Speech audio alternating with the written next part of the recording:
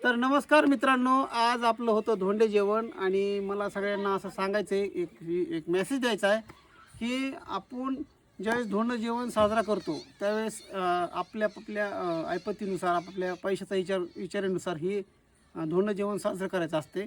आता तुम्ही व्हिडिओ टाकतात बनवून, आता ज्यांच्याकडे पैसे नाहीत त्या सासऱ्यांनी काय करावं बिचाऱ्याने, ज्याच्याकडे पैसा नाही. तर आज आम्ही आलो तिथं धोंडे जेवणासाठी आणि मला एकदम साध्या पद्धतीनेच आमचं धोंडे जेवण चालू आहे.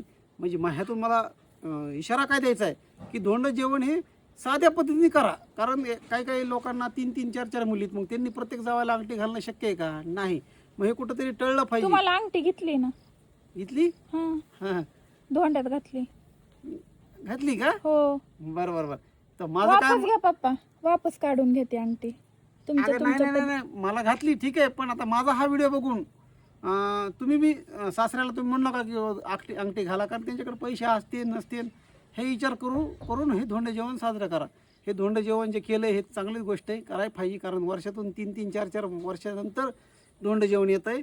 आपण ज्यावेळेस पायावर धोंडा मारून घेतला असतोय तेव्हाच हे धोंडे जेवण आपल्याला चारण्यात येतं आहे. आणि 3 वर्षानंतर एकदा सासऱ्याने जर आपल्यासाठी नाही करायचं तर मग काय जायचं का काय? मग करायलाच पाहिजे, हक्क आहे तो. तुम्ही भांडून घ्या.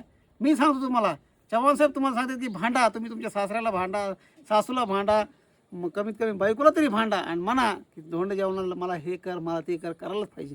चला थँक्यू. कुठे अंगठी कुठे? होय, धोंड्यात ठेवली.